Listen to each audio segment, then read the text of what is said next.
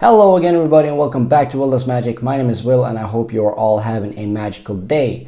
Today I've got a performance and tutorial for the Chris Pratt card trick that he did on the Graham Norton show a couple years back with will.i.am, Jennifer Lawrence, and I believe it was Jamie Oliver on that couch. It's a super fun trick to perform and he does make this trick so much better by just being who he is. So I'm going to try to impersonate that as much as I can in my performance, but it's not going to be the same. So if you want to see the real performance, go over and search for Chris Pratt's card trick Graham Norton show and it will show up on a lot of suggestions. Also guys, I am looking for new cameras, so if anyone's got a suggestion with a good camera to film with that's got a flip screen to it, then please write that in the comments down below. As always, if you like the video, show up by hitting that like button, and if it's the first time you're seeing me, hit that magical subscribe button as well. But enough talking, let's get into the performance of this Chris Pratt card trick. Okay, so for this trick guys, all I need is a deck of cards. Now we're gonna head and give the deck a quick shuffle just to make sure that it is not set up in any way. And if you were here, I will let you shuffle the cards as well, just so that you know it is actually a shuffle deck of cards that we're using. Now, just to prove that to you guys, I can actually spread out the cards just to kind of show you that all the cards are different. They're mixed up in pretty much every way. Now, I'm going to go ahead and split the deck into 3 piles. So about evenly thirds. I'd say that is about even. Doesn't have to be perfect, but somewhere around even piles. And I'm going to ask you to place the first card face up on any of the other 2 piles. So let's say you've placed that right over here. And then I'm going to ask you to take the second card and place it face up on the other pile.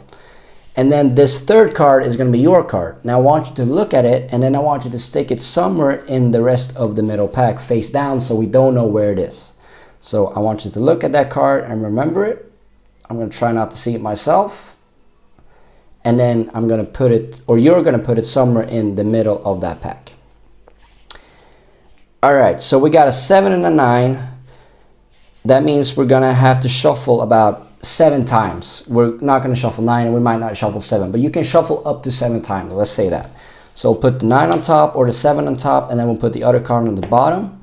And then we're going to sandwich all of those together. So your card is somewhere in the middle, and now you're going to have the option to shuffle up to 7 times if you want. So let's say you shuffle it once.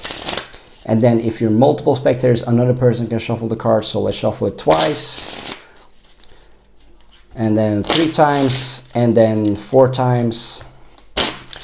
And if you want, you can shuffle a 5th. A 6. You might do a couple cuts. And let's just do 7 for now. Alright, so you shuffle the card 7 times. That means I'm going to get 7 chances, but I might not need 7 to find your card. Now, this only works about 50% of the time. So bear with me if this doesn't work. So I'm going to go through the cards and I'm going to pick out what I believe could be your cards. We got 2 there. Let's go 3, 4. I might actually only need 4 cards for this. We'll see. So I want you to be honest with me because this only works 50% of the time. And if it's not, we're going to burn a couple cards and you're going to see why. But is this your card? That is not. All right, we're going to put that down and we're going to burn that second card. Is this your card? That's not. All right, we're going to take that card, put it down. Going to place that card on top. Is this your card? That's not it either. We're going to place it down and then we're going to burn that third one. Is this your card? That's not it either. All right, we're going to place that down and again, we're going to put that on top. You're sure none of these were your cards? All right, so as I said, this only works about 50% of the time. So hopefully this wasn't your card. No, all right. So then we're going to place that down and we're going to burn it. Is this your card? That's not it either. All right, we're going to place that down, burn it, and none of these were your cards, right? So here's what we're going to do. I want you to fist bump me, or I want you to hold your hand out in a fist bump. And then I want you to turn it, and I'm going to lock these cards right in between your long and ring finger right there. And I want you to clinch those cards pretty hard. Now what I'm going to do is I'm going to find your card in a very specific way. It's going to slap out a couple of cards, and that only leaves 1 card in the hand, which hopefully is your selected card. Now that's the trick guys. I hope you enjoyed it. Let's get into the tutorial of this trick. So the slap card trick, however you want to call it, he calls it Burnham Force. I don't know how many names he's got for it, but it is a great visual trick that you can do in a variety of ways. I'll show you a couple that you can actually do. But I want to teach his specific performance first, and then I'll teach you a couple of variations of it. So you start off with a fully normal deck of cards. Now this can be, doesn't even have to have all the cards, as long as it's a pretty normal size deck of cards, we'll call it. And you give the deck a couple shuffles. Now you want to remember the third card from the top. The way I do this is I spread the cards out to say that all the cards are different, just to show that there's no kind of patterns or anything. And while doing this, I take a look at the third card from the top, in this case the two of diamonds. I remember the two of diamonds, and I say that we're going to split the deck into 3 piles. So 1, 2, 3, putting that middle pack or last pack in the middle. And then you're going to ask the spectator to take that first card face up and place it on one of the piles, the second card on the other. So 1 and 2. And then that third card is going to be the spectator selected card. In Chris Pratt's performance, he gets 2 4s, which works absolutely fantastic. And you're not going to get that 1 out of, I don't know the math, but not many times at all. So the way I do it is I just try to make these as close to 4 as possible, with any kind of mathematical symbol, I guess you would say. So 1 plus 3 would make 4. Perfect. If you had a 5 and a 6, all right, let's say you're up to 5, maybe 6. If you had, like we had, a 7 and a 9, I'll say that, all right, we can have up to 7 shuffles, but we don't need it. And then you just try to mix up something to make it as close to 4 as possible. I know it will be hard, but you will get used to what works. But if you get a 2 and a 2, that's perfect. A 4 and a 4, even better. A 4 and a 6, you might say, all right, let's only use the 4. But you want to get it as close to 4 as possible. Now, you tell the spectator to look at the third card, which is going to be their card, and put it somewhere in that middle pack.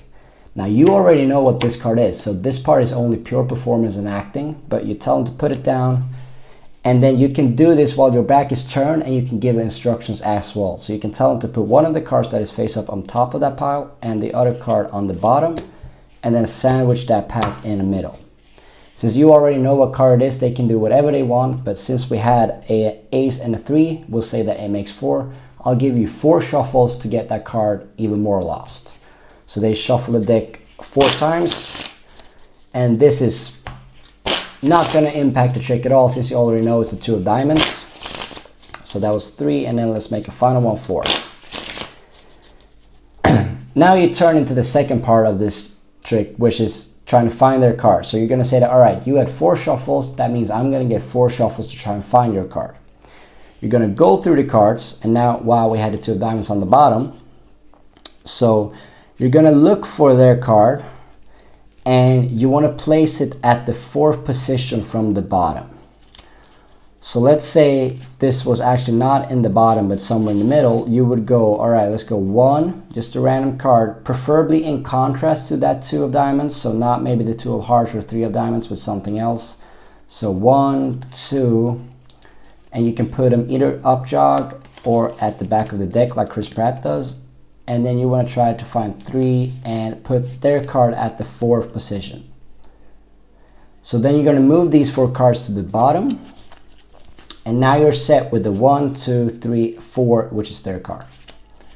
If in this case, like it was at the beginning of the deck or in the bottom of the deck, you can actually go, you know what, let's go 1, 2, and 3. And I don't even think I need the 3rd one or 4th one. So I'm only going to use 3 for now. And that works totally fine. It will not have a impact on the performance itself. So you just do whatever you feel is better for you.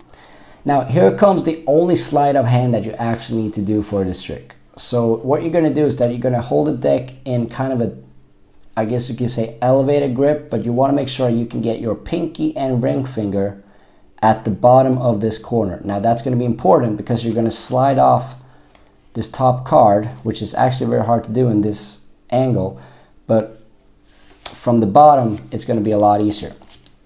So you hold the deck face down, you tell, all right, I'm going to get a couple of chances to try and find your card. Now remember, this only works about 50% of the time. That's something that Chris Pratt says a lot during the performance, which is a great way to kind of move focus from being the correct card to, all right, I'll get another chance in another time. So he turns over the wrist, says, is this your card? No, it's not. Turns it back over, he puts the 3 down, and then he burns whatever card comes next. Puts it on the top. The second time he does it, he says, is this your card? No, it's not. But their card is sitting right beneath that card. So when he turns his hand over, he's going to move this card down and actually slide out that 2 and put it down and burn the 5th by putting it on the top of the deck. So is this your card? No. All right, slide that down, take that 2 and put the 5 on top. And if you're looking at it from the correct angle, it will look like this. Is this your card? No. All right, we're going to slide that out. We're going to take the 2, and you want to be careful that you don't get too many of the other cards sticking out at the same time. You want to kind of, as much as possible, get that 2 loose so that you can pull that 5 out pretty easily. So now their card is sitting here. You're going to do this 2 more times. So is this your card? No. Now you can actually put that 4 down and then just burn the second card. And then is this your card? No. All right, we'll put that down and then burn that one. So now you're set with their card being in the second position from the bottom. You're going to do the same thing, but the first time you're going to do this sleight of hand. So is this your card? No. All right, we're going to slide that down. Going to pull out that 2. We're going to put the 3 now on top of the deck. Same thing, is this your card? No. We can put that 4 down and we can actually put that on top, and then you can show that, all right, and this was not any of your cards. No. You put those down and now their card is at the bottom of this 4 deck pile. You're going to place or ask them to do a fist bump with you, but then you're going to take it and turn their hand clockwise or anti-clockwise and in-jog these cards in between their long finger and ring finger knuckles. And then you want to tell them to grasp onto these cards pretty firmly, because you're going to slap pretty hard at these cards. Now you're going to have to practice this to see how hard you can slap it before all 4 cards fall off. But with enough practice, you can slap it once pretty hard and you'll have 1 card left, and they can turn their hand around and they'll see that their card is there. That is Chris Pratt's way to perform this, and I think it is a very decent way to perform it. If you want other variations, I'll show one straight away, which maybe is a bit easier if you don't want to do all of the beginning part, which I think could be a bit unnecessary. But that is his performance and I totally like it. So if you want to learn that, that's one way to do it. Now I'm going to show you a second way to do it. So for the second way, you're going to only have to remember the bottom card. Now, why does this make it a lot easier?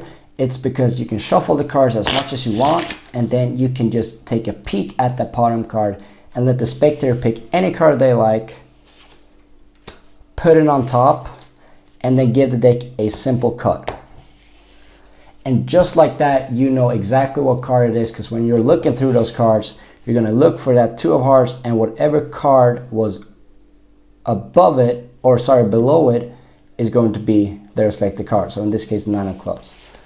So if you would do it, you would give the deck a quick shuffle. You would remember the bottom card, 9 of clubs. You would ask them to pick out any card they like, the 7 of clubs, put it on top. You would ask them to cut the cards. And now, boom, you know that that 9 of clubs got the 7 of clubs below it.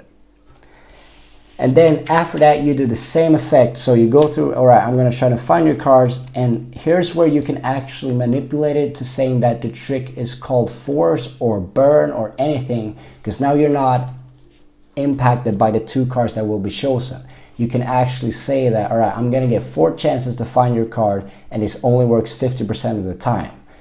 And I believe that it gets a bit more easier to do it than having the 2 cards that are face up in the start, because let's be honest, Chris Pratt gets extremely lucky for this performance. He might have picked those cards at the beginning to place those on top, which you can do, but then you got to make sure that whenever you shuffle the cards from the start, that those 3 cards stay at the top. If you just want to make an impromptu card trick anywhere on the go without setting up the deck, I think this variation is a lot better to do, because now you can actually tell the spectator that, all right, this trick is called force and it only works 50% of the time. And then you have 4 chances to find their cards. So let's remember it was the 7 of clubs. So you go through, all right, let's pick 1 card. Let's have 2, 3, and 4. You get those cards from the top to the bottom, having their card in the 4th position. All right, so 4 chances again. Let's see this. Is this your card? No. We put that down. We burn that card. Is this your card? No. We do the slide. We pull that card out. We put that on top. Is this your card? No. Is this your card? No. All right. And then you get rid of that. All right, so your card was none of these. So let's see again. Was this your card? No. You do the slide. You pull down their card. You put that on top. Was this your card? No. All right, we put that down. And none of these were your cards, right? And then you place that in jog, in the knuckle, have them grasp it firmly, and then you slap it down. And then if a couple cards will stick, you will just keep slapping it until it doesn't stick anymore. And then their card will be the final card. So super easy performance that you can do in a couple different ways depending on how you want to set it up. I don't mind doing Chris Pratt's at all. I just think that the other variation can be a bit more fluid and you can have a lot more free doing with it and set it up however you like and make a story out of it a bit better. But any way you want to do it is fine, and I totally appreciate if you would go out there and try it, because I know it's gotten a good amount of good reactions in the past that I've done it for people, and they are absolutely love it when you're slapping the cards out of their hand and the only cards that stays there is their card.